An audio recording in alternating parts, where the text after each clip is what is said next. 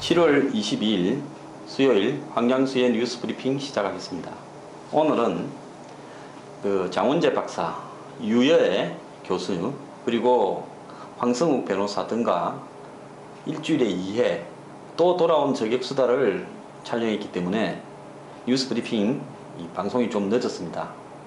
특히 내일 7월 23일 목요일 날은 부산역 201호 해운대 회의실에서 오후 7시 반에 제 부산 강연을 가집니다. 시간 남는 분들은 많이 와주시길 부탁드립니다. 지금 이 국정원의 해킹 문제를 둘러싸고 국회에서 여야 간의 협상이 진행되고 있습니다. 야당은 추가 경정 예산, 즉 예산을 추가적으로 11조 8천억 더 편성하는 문제와 국정원 해킹 문제를 연계해서 지금 걸고 넘어지는 것 같습니다. 자, 야당이 의혹을 제기하는 부분에 대해서 항상 그래왔다고 하는 것은 좋은데요. 야당은 왜 북한과 관계되고 국가 안보와 관계되는 부분은 저렇게 목숨을 걸고 달라들까? 특히 국정원 이야기만 나오면 왜 저렇게 확인되지도 않은 의혹들에 저렇게 매몰되면서 매달리는 것일까?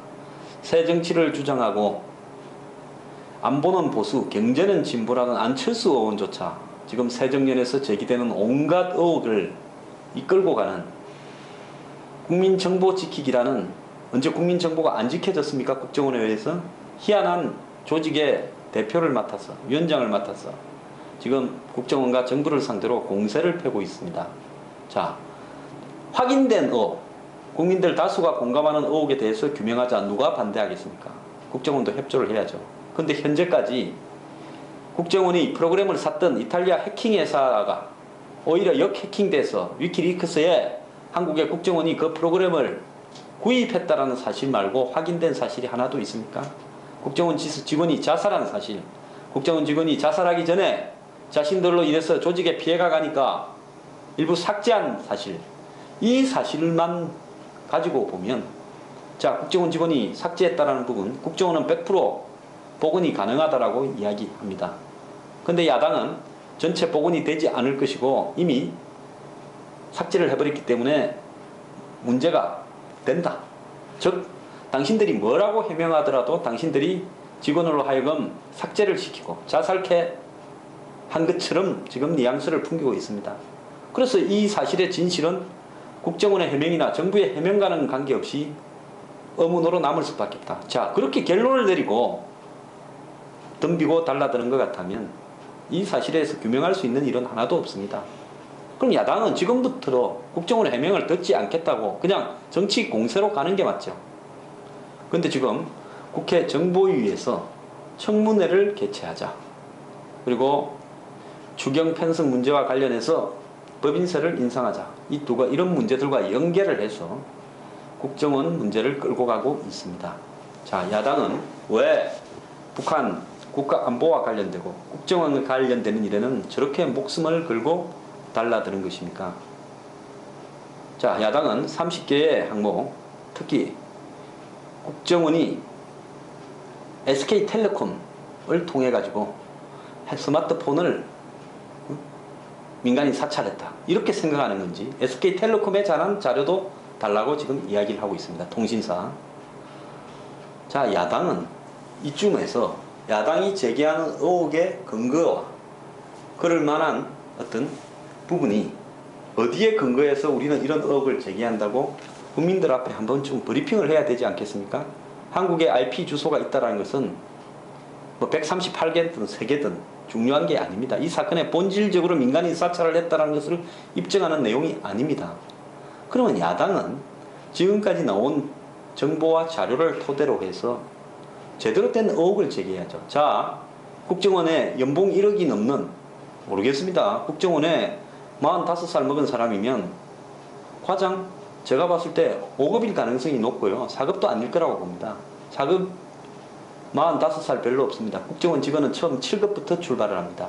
5급이 되려도 두 번 승진을 해야 되는데 20대 후반에 국정원에 들어가서 예를 들어 지금까지 한 6년 동안에 국정원 직원이 3계급, 4계급 승진했을 가능성은 거의 없습니다. 그 직원이 연봉 1억이라니요. 연봉 1억을 받는 직원이 마티스 중고차를 7월 2일 날 왜 구입했느냐. 자, 그러면 7월 2일 날 마티즈 연봉 1억을 받는 사람은 마티즈 중고차를 구입하면 안 됩니까? 연봉 1억이라는 팩트도 저는 틀렸다고 봅니다. 대략 연봉 1억이라는 식으로 넘어가면 안 되죠. 국정원 직원은 공무원 아닙니까? 공무원 월급이 5급이 연봉 1억 됩니까? 내가 알기로는 5급은 5천만 원도 안 될 거라고 보고 있습니다. 그렇기 때문에 왜 연봉 1억인가에 대해서 근거도 제시해야 되고요. 그 다음에 마티즈 차에 남바가 CCTV에는 하얀색이었는데 TV 화면에 나온 차의 남바는 초록색 옛날 남바였다. 차를 바꿔치기 했거나 남바를 바꿔치기 했다. 자, CCTV 흑백으로 보는 영상에는 이 색깔이 다르게 보인다는 것은 유병헌 사건 때 수도 없이 검증이 된 이야기니까 제가 귀찮아서 하지를 않겠습니다. 자, 그런 의혹입니까? 자, 여기서 이야기를 하려고 그러면요, 국정원 직원이 그래 자살용으로 7월 2일날 이 사건이 해킹되고 알려진 거는 7월 9일날 아마 위키리크스가 보고하고 그 이후에 알려진 겁니다. 그런데 이탈리아의 해킹 회사가 해킹도 되기 전에 국정원 직원은 자살을 하려고 중고 마티즈를 샀겠습니까? 좀 이상하지 않습니까? 그럼 야당은 마티즈 차에 대해서 우리가 보는 의혹은 뭐다라고 이야기를 하면서 말을 해야죠. 자, 안철수 의원.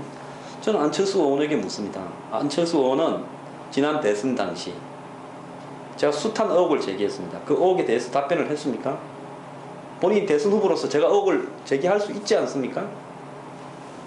자, 안철수 의원. 제가 지난번에 포스코 이사회 의장과 포스코 이사로 6년 동안 근무하면서 특히 이사회 의장으로 근무하던 2010년부터 2011년 간의 1년 동안에 성진 지오텍이나 대우 인터내셔널 합쳐서 수조 원의 인수합병을 안철수 의원이 이 하나도 없이 통과시켰습니다. 이사회 의장으로서 방망이를 이렇게 두들겼습니다. 근데 안철수 의원 그 문제에 대해서 저렇게 부실한 성진 지오텍 같은 회사를 저렇게 비싼 가격으로 사는 과정에 대해서 자신은 뭡니까? 회계회사 자료만 믿었을 뿐이다. 회계회사가 답해야 될 거다라고 이야기하고 빠져나갔습니다. 안철수 의원 인터넷 벤처회사를 보안 벤처회사를 만들어서 2001년에 상장까지 시키지 않았습니까? 그리고 거기에 CEO로서 오랫동안 근무하지 않았습니까? 그랬던 분이 사회이사를 6년이나 하신 분이 회계장부를 읽을 줄 몰라서 그 회계장부 회사를 그대로 믿었다라고 이야기할 수 있습니까? 그 당시에 보도된 신문 언론은 하나도 보지 않았습니까? 자, 지금 수사 중인 포스코 하청회사 동양종합건설과 관련해서 안철수 의원과의 관계에 대해서 지금 그 회사가 조사를 받고 있는데 안 의원 해명을 하나라도 제대로 했습니까? 사람이 남에 대한 의혹을 갖다가 묻기 전에 자신에게 제기된 의혹부터 공인으로서 해명해야 되는 거 아닙니까?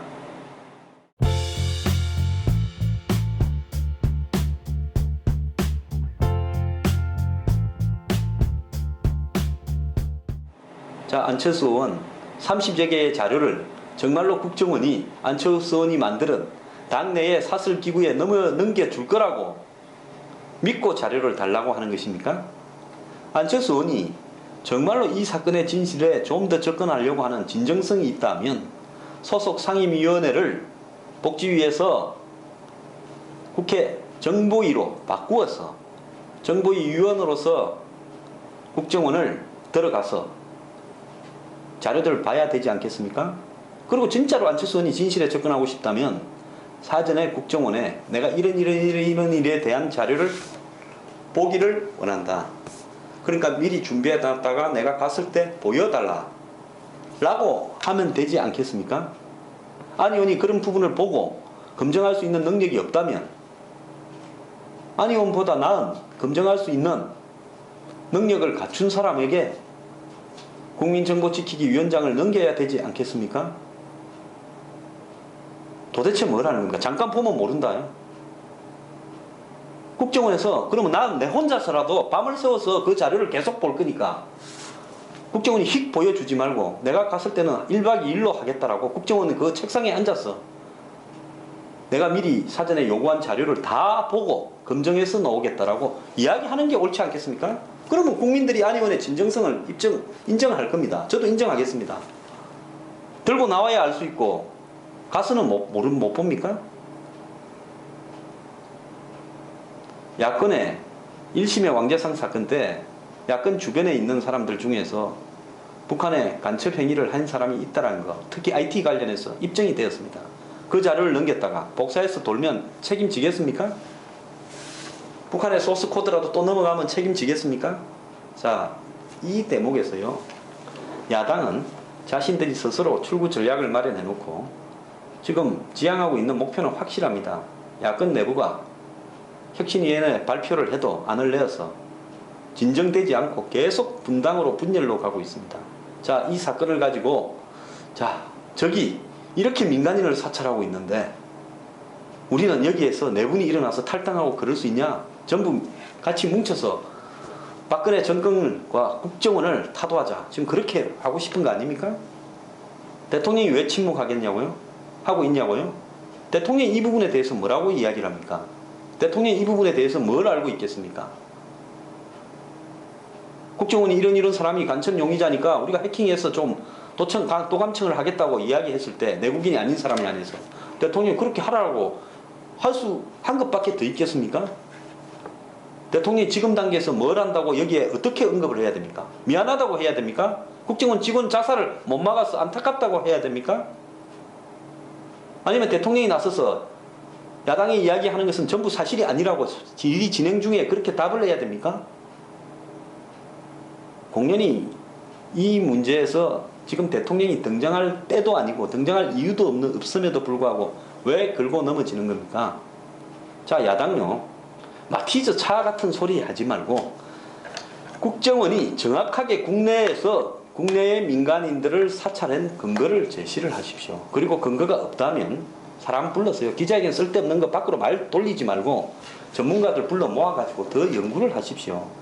안 그러면 이태리에 가서 회사를 방문하든가, 그쪽 회사를. 지금 이탈리아 말을 하는 사람을 국민정보 지키기에 모집을 했다는데 열심히 좀 더 찾았어요. 그 다음에 의혹을 제기하세요. 국민이 누가 봐도 야당이 한 건 했다 할 정도로 그런 능력이 되지 않거나 아직 그 단계까지 못 갔다면 말을 조심하고 아끼십시오. 야당은 국가 안보에 책임이 없습니까?